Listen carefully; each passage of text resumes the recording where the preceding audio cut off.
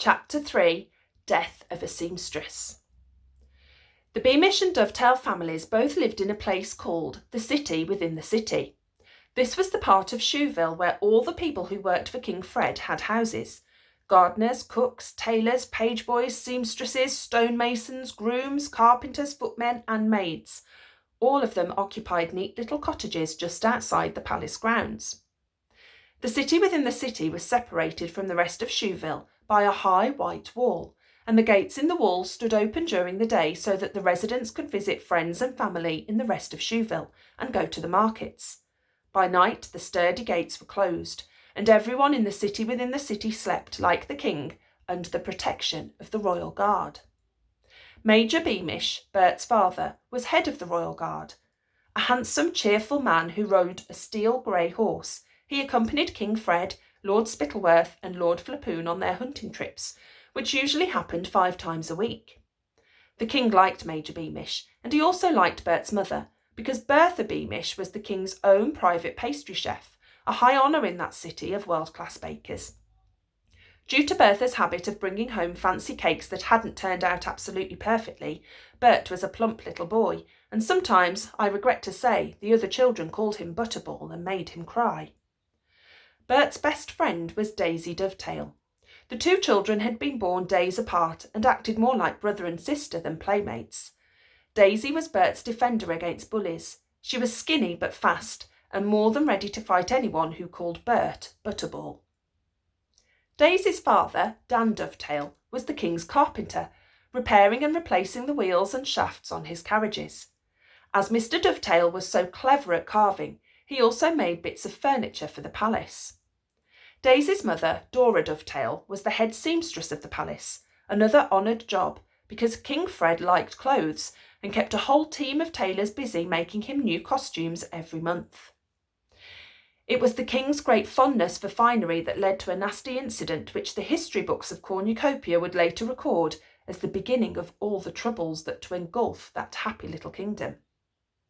At the time it happened, only a few people within the city knew anything about it, though for some it was an awful tragedy. What happened was this. The King of Pluritania came to pay a formal visit to Fred, still hoping perhaps to exchange one of his daughters for a lifetime supply of hopes of heaven, and Fred decided that he must have a brand new set of clothes made for the occasion, dull purple overlaid with silver lace with amethyst buttons and grey fur at the cuffs. Now, King Fred had heard something about the head seamstress not being quite well, but he hadn't paid much attention.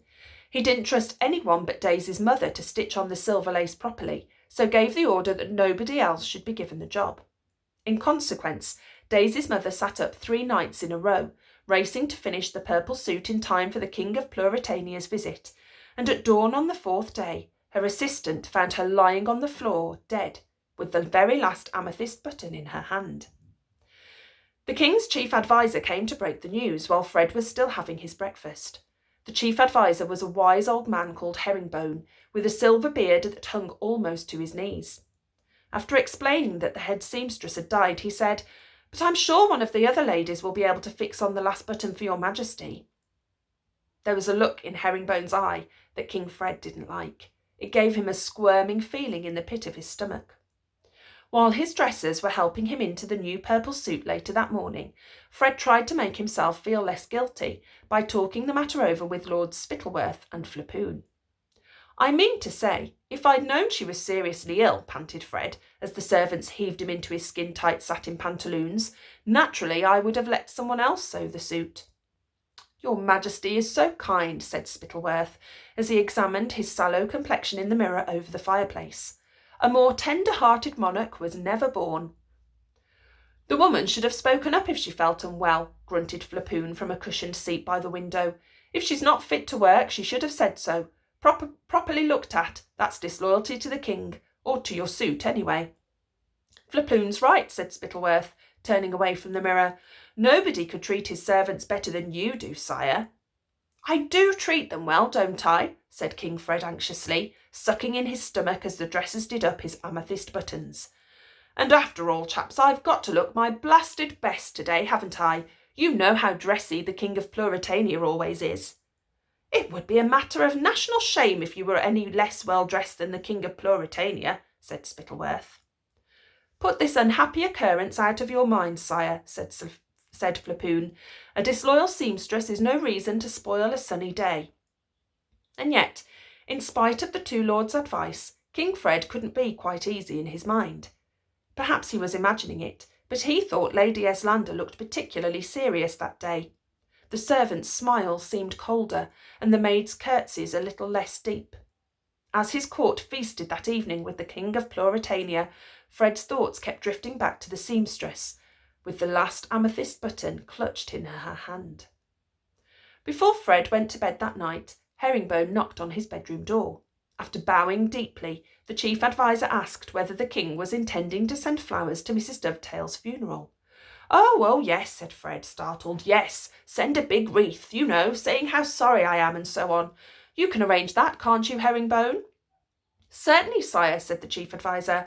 And, if I may ask, are you planning to visit the seamstress's family at all? They live, you know, just a short walk from the palace gates. Visit them? Said the king. Oh, no, Herringbone, I don't think I'd like. I'm not sure they're expecting that. Herringbone and the king looked at each other for a few seconds, and then the chief adviser bowed and left the room. Now, as King Fred was used to everyone telling him what a marvellous chap he was, he really didn't like the frown with which the chief adviser had left. He now began to feel cross rather than ashamed. It's a pity, he told his reflection, turning back to the mirror in which he'd been combing his moustaches before bed. But after all, I'm the king and she was a seamstress. If I died, I wouldn't have expected her to. But then it occurred to him that if he died, he'd expect the whole of Cornucopia to stop whatever they were doing, dress all in black and weep for a week, just as they had done for his father, Richard the Righteous. Well, anyway, he said impatiently to his reflection, life goes on. He put on his silk nightcap, climbed into his four-poster bed, blew out the candle, and fell asleep.